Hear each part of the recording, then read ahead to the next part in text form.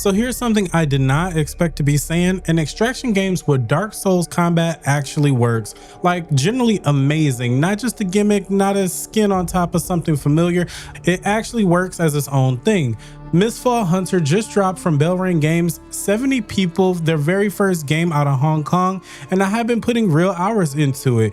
It's closer to darker than dark than Escape from Tarkov. We got melee, magic, classes instead of guns, and loadouts. And I want to give you an honest breakdown because there's a lot here and there's a lot of stuff that is generally holding it back.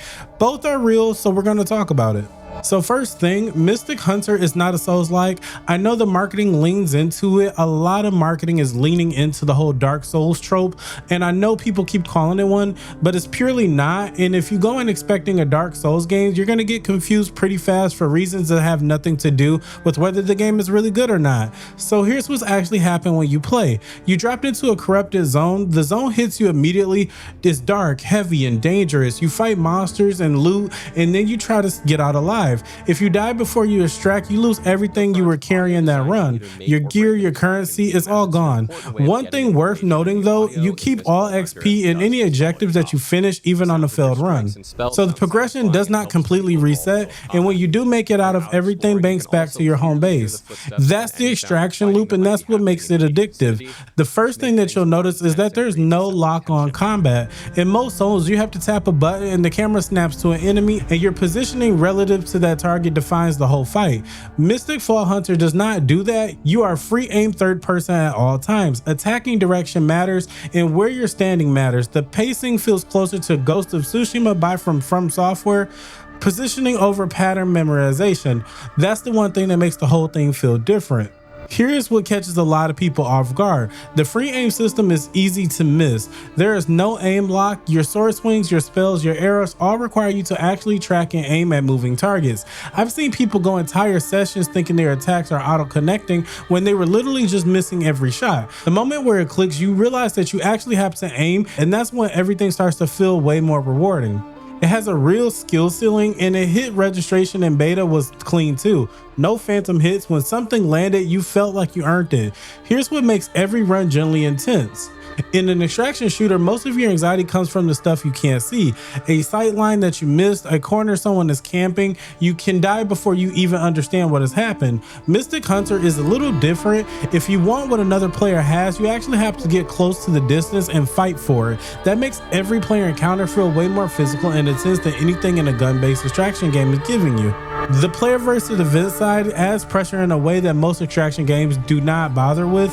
Fighting a boss drains your health and burns your resources and make noise. The player who finds you mid-boss is not finding you at full strength. They are finding you already worked, with enemies alerted and resources spent. The world is actively working against you and not just in the background. Player versus player is not mandatory, which is worth saying clearly because it changes things. The best rewards in this game actually come from the player versus event bosses. You can run a full session and avoid every other player and just take down the Mist Lord and finish your quest and extract with a full haul. And for anyone who just hates player versus player, a PvE only mode has been confirmed by the developers and is coming post launch. At launch currently, player versus player is in all lobbies, but the option is on the way. Now here's the thing, the loop is generally addictive, and hours in, the first thing that you'll want after every run is to queue in another one. I want to talk about the 6 classes because this is where Mistfall Hunter earns the most depth. Mercenary is going to be your bruiser.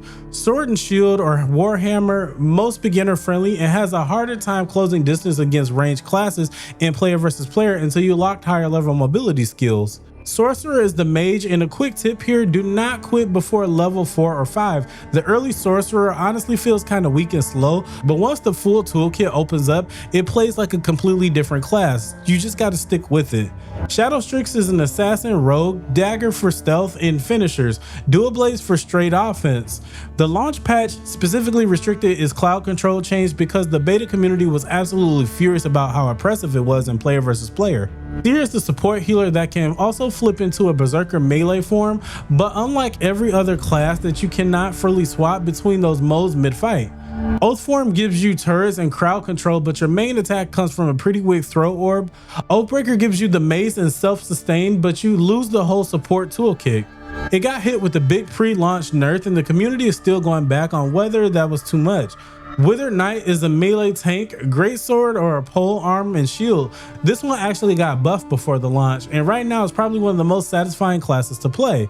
The Wither and Execute system works across both the weapon stances. Apply Wither with one and switch to Execute, switch back to reapply. Cycling between both stances effectively is where the real depth lives in this class.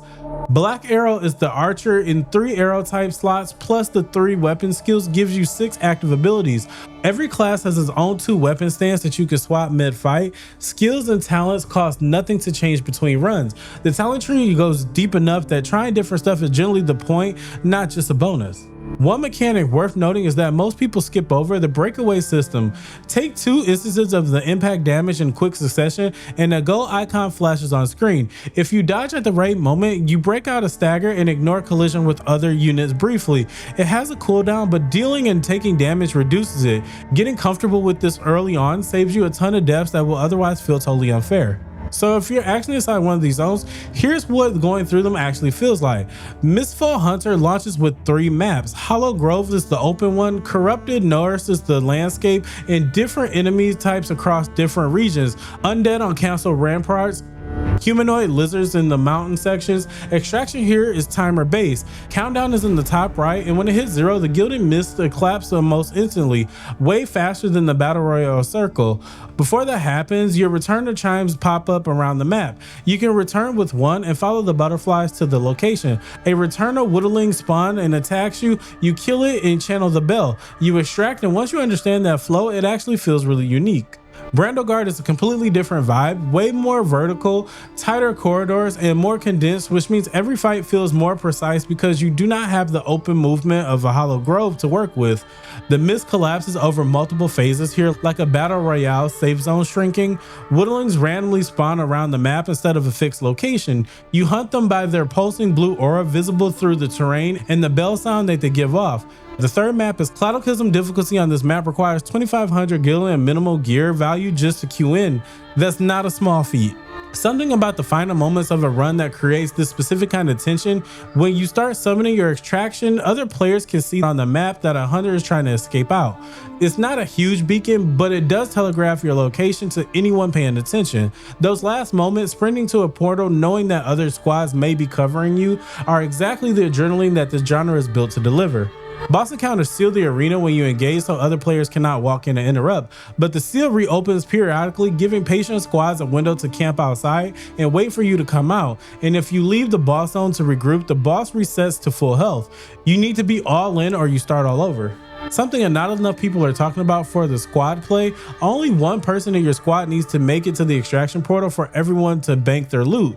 Your 2 teammates go down and you make it out, everyone still gets paid. Sending your fastest player to extract while the others hold off a chasing squad is a real legitimate strategy.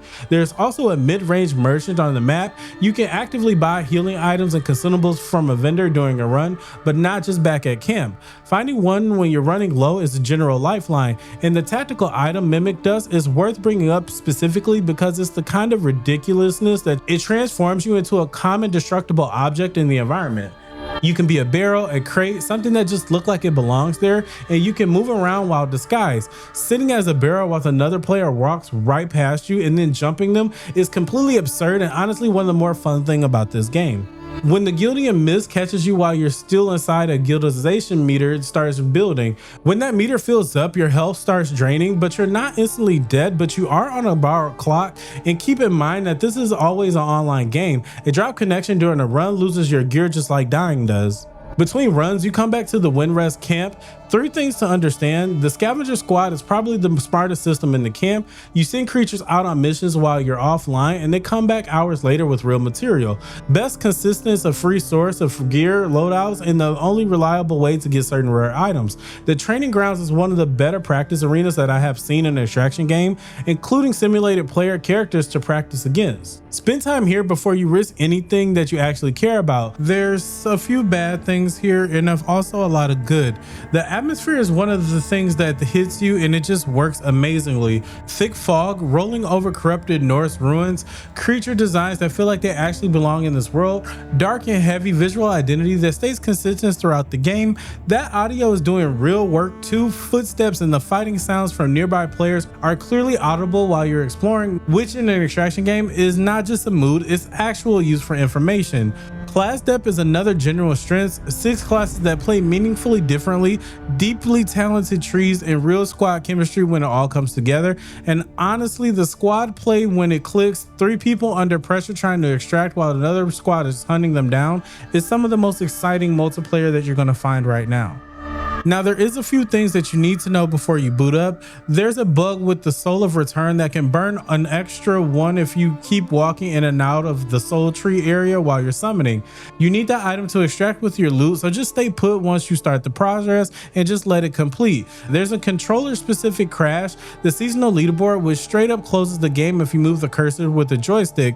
Just don't open it until it gets patched, just keep an eye out for that. A fix for both of these have already been submitted to the platform stores, so it might be just a few days away and hopefully not some weeks, but it's worth noting. The bigger issues are more about structure. The auction house is one that bothers me the most because it actively works against what to make the genre fun.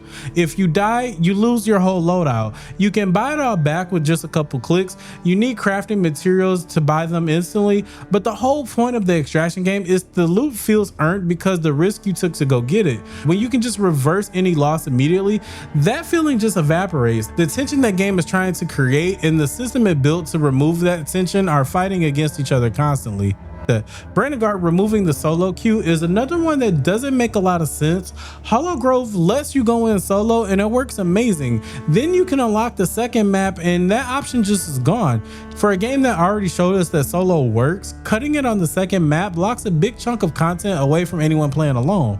The monetization feels off and nasty too. It's not a pay to win, generally no advantages for a purchase, but for a $24.99 game, the store looks and feels like a free-to-play mobile game. Premium currency, bundles price, so you always seem to need the next tier up. It does not break the game, but it does feel wrong for something that you've already paid for. And the biggest question nobody has answered yet, does buying better gear through the auction house mean money wins fights that skill should decide? The gear rarity caps per playlist are supposed to prevent that, but it's still an open question. The community is going to figure it out over the next couple weeks, and the answer is going to matter a lot for how long this game holds its audience. There's not going to be any Oceanic servers, no duos, there's no sprints. Controller players on ranged or mage classes are going to feel the free to aim are harder than anyone else, and the game does use bots to fill lobbies without telling you you're fighting against one. All of that needs to be addressed ASAP. My final thoughts, listen, Mistfall Hunter does have some real problems. The auction house truly undermines the loot. Removing solo on the Brandengardt undermines the solo experience that the Hollow Grove already proved works just fine. The store feels like a free to play inside a game that you already played for, but not disclosing the bots thing needs to be fixed as well. But listen, Elvering Games made this. They're a 70-person studio and it's their very first game. One of the most played demos at the Steam Fest, and they've already shipped over 100 patches since then, specifically working on their performances. What they built is a full PvP extraction game with 6 deeply different classes, 2 weapon stances per class, deep talent trees, and 3 maps that completely are different extraction mechanics, and a ranked mode, a camp progression, and seasonal content, full crossplay, and a day 1 battle pass that is completely free. This is a massive scope for a team doing this for the first time.